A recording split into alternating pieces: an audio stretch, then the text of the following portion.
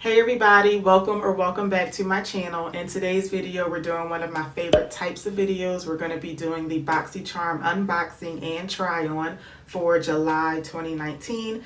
And I think this box is like really close to perfection. I am loving this box so far. So I'm going to show y'all how I applied the products and just talk to y'all a little bit about why I like this box so much. So let's jump right into it. Okay, if you're not familiar with Boxycharm, it is a monthly beauty subscription where you pay $21 a month and you get 4 to 5 full-size makeup products, and sometimes we do get skincare. And every 3 months you can up your service to Boxy Luxe. You pay $49.99 for the Boxy Luxe, and you get 9 to 10 full-size products, and it's a mix of makeup, skincare, and lifestyle. So if you want more information, I will leave some links in my description bar. So every box does have a theme. So this one is all natural, and that's what the card looks like. So they just give you a card to show you what the theme is, and then they give you some information on the back of the card. So we are going to start out with the Elemis Superfood Vital Veggie Mask. This is what the packaging looks like here. This says, get a shot of green goodness with this treatment mask that nourishes, smooths, and brightens for softer, smoother, more radiant skin. And this one retails for $35. So on the directions, it says that you're supposed to apply this twice weekly on cleansed skin. You will feel a tingling sensation while the mask is working. Let it sit for 10 minutes and then rinse it off. So I'm going to show y'all a shot of me applying the mask. I just use a typical foundation brush. Then I'm going to show you what it looked like right after I applied it and how it dried down after 10 minutes. It really didn't dry down, but I'm just going to show you what it looks like after having it on for 10 minutes. Then I'm going to show you a before and after shot so you can see what my skin looked like before versus after. So let me know what you think, but I thought that my skin looked really nice and bright and smooth and just radiant, just like the card says, after 10 minutes. So I did really enjoy having this on my face. I did feel like a tingling and a cooling sensation, but nothing too major. It was just like very nice and calming and refreshing. This does have a scent to it that I can't really, it's like hard for me to describe the scent. It's kind of like I want to say almost like fresh herbs almost, with a little hint of mint in it. It's like really hard for me to describe it, but I am very sensitive to makeup and skincare products that have really strong scents to them. So this one does have a scent, but I actually found it quite refreshing. Like, it just felt good and it smelled good on my face. So I did really enjoy this, so I'm definitely going to keep using it. I am trying to get better with coming back after I've been using products for, especially skincare products, for quite some time. I'm trying to get better at coming back to giving you guys my final thoughts after using a product for a few weeks. So I will make sure that I put this on my list. But first impression wise, I really enjoyed this product. Next up is the Luxie, I believe it's pronounced Gaia, 3-piece brush set. So I want to show you guys what the packaging looks like for the brush. And it does say on here, unleash your true beauty by being kind to the earth. Please help keep our planet beautiful by recycling this package. So I think that's a really nice sentiment that they put on here.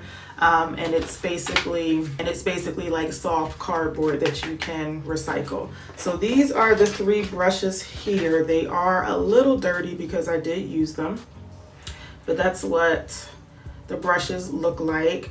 This is a foundation brush. This is a large blending brush. And then this, what are they calling this one? This one is a precision crease brush. So I decided to use the foundation brush to apply my foundation today. So I'll insert a clip of me using this. Now, typically I do not use foundation brushes for foundation. I like using either like a buffing brush, like something like this, buffer / blender brush, or I like using a sponge. I never use foundation brushes to apply foundation. So maybe it was because I kind of didn't know what I was doing. I don't know, but I feel like this brush made my foundation very streaky. So I'll show you a clip of that. And do I have another foundation brush that I can compare this to?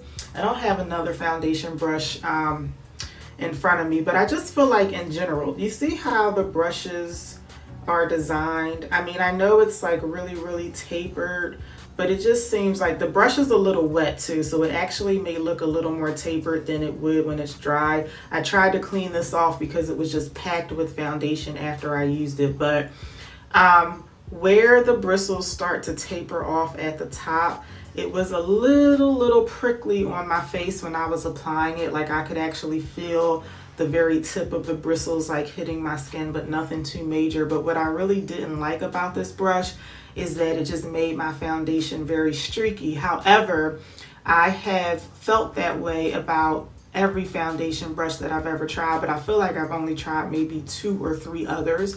I just don't use foundation brushes. So this is one of the products that I wish was replaced with another type of brush, because I just really don't think I'm going to get a whole lot of use out of this product. But you know, if you're into foundation brushes, you may like it. I just didn't really care for this brush too much. We're going to get into the other 2 brushes in just a little bit, but I want to show y'all how I was applying it when I did my eyeshadow. So before we go on to these 2, we're going to go on to the next new product, which is the Butter London Natural Goddess eyeshadow palette. So take a look at the packaging. I think this packaging is very nice and seasonal, but it's also like a almost like a very fine like wooden packaging, so it seems to be like very earth friendly, I guess. And then this is what the palette looks like. I really like this color scheme. I think it's very nice and simple yet sophisticated, I guess. And I think I did a pretty good look with this palette today, so let me know what y'all think. But I'm going to show y'all how I applied the eyeshadow today. So when I first started out today's look, I did have to go in with other brushes, because when I applied the shadow to my lids, I needed something to like pack the shadow onto my lid, and I didn't think that I could be able to do it with one of these 2 brushes. This one here is meant to be a blender brush, and then this one is supposed to be a crease brush, but I'll show you in just a second how I actually used both of these brushes. So I started out with the shade Femme Fatale, this blue shade here, and then I applied that to the majority of my lid here. I did feel like when I first started to apply it that it was coming off just a little patchy, but I felt like the more that I applied it, the more I guess smoother it became. But like I said, when I first started putting it on, it was getting just a little patchy, but nothing too major. After that, I went in with the shade Temptress.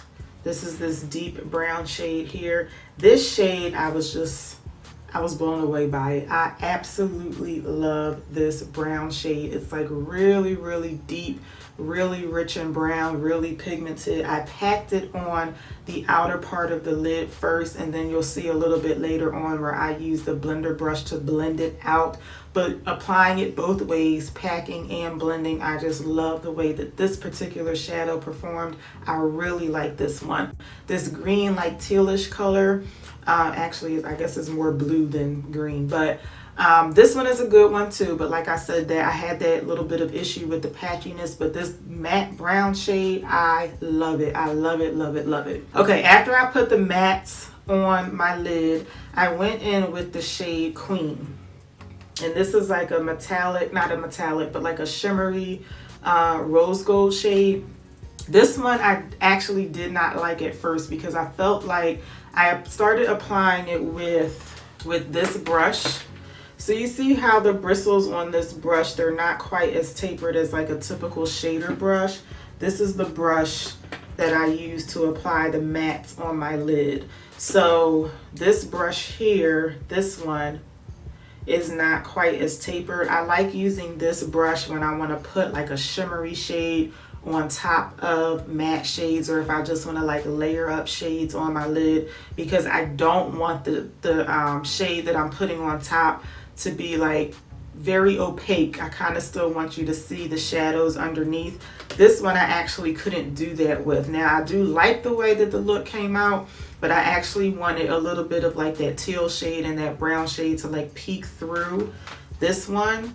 but I just couldn't get it to work that way. When I started applying it with the brush, I felt like I was barely getting any shadow on. So then I went to applying it with my finger, and then when I applied it with the finger, it was just like a bit more pigmented than I wanted. But that's actually a good thing if you want to use this particular shade here as like maybe a shade on the lid to like really make it pop. I just couldn't make it do what I wanted it to do.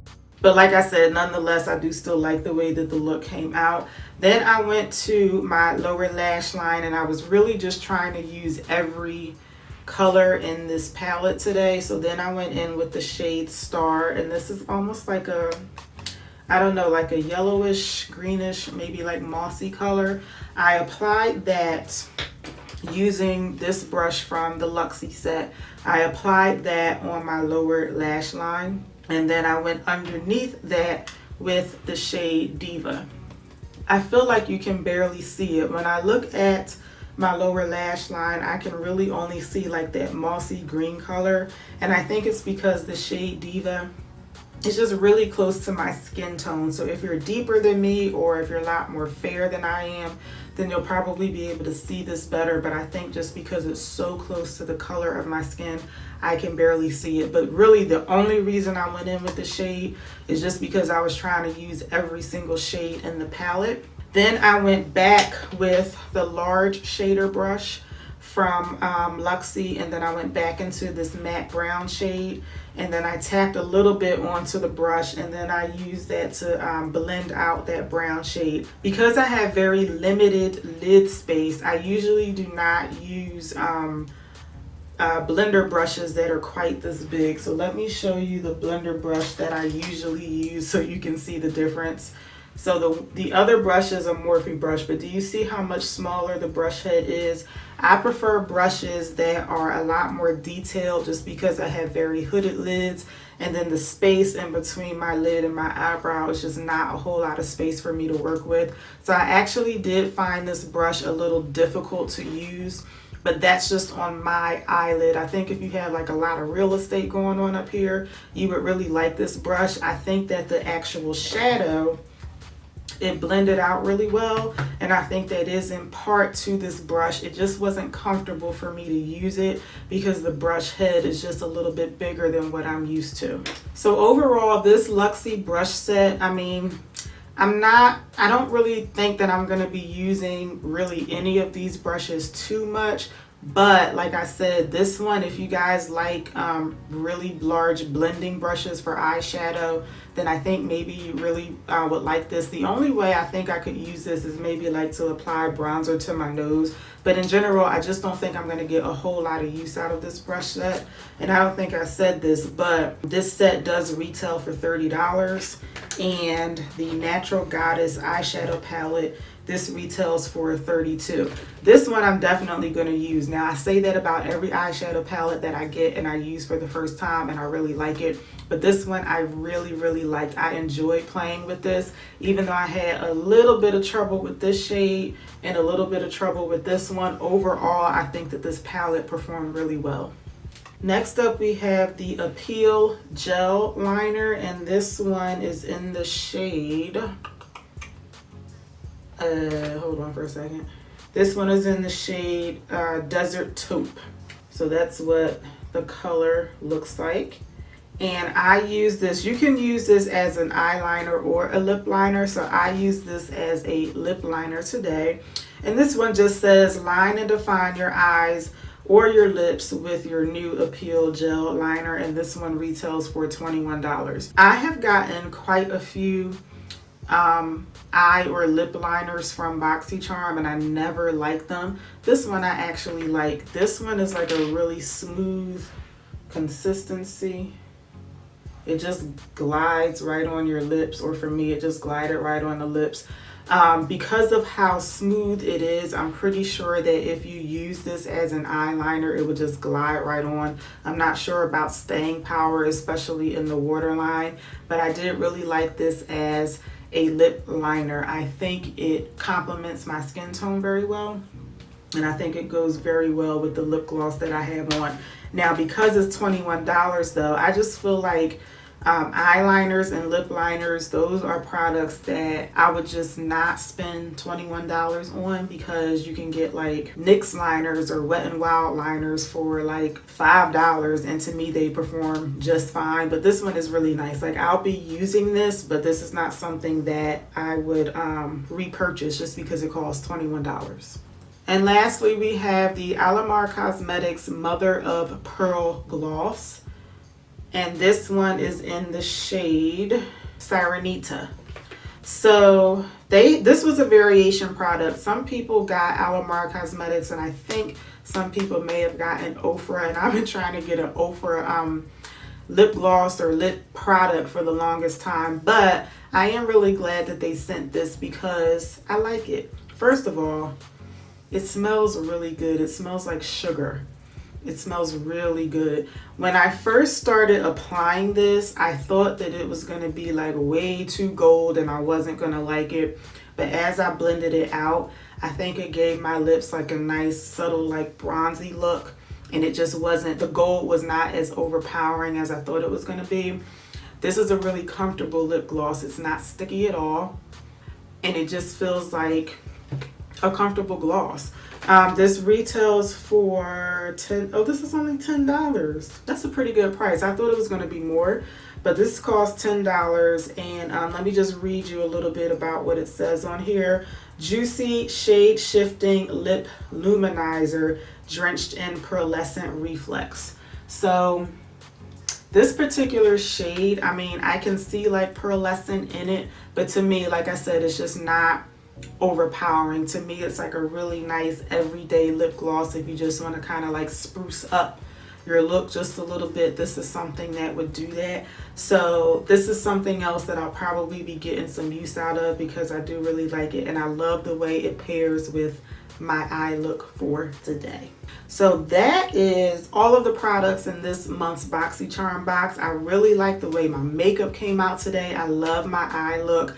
Let me know what y'all think. Let me know in the comments what variation you got for your box. And like I said, if you're interested in signing up for Boxycharm, check out the links in my description bar. So I really hope y'all enjoyed this video. I love doing Boxycharm videos, so I hope that y'all like watching them. If you did like this video, please give me a thumbs up, and I really hope to see y'all back for my next one. Until then, take care. Have a good one, y'all. Bye.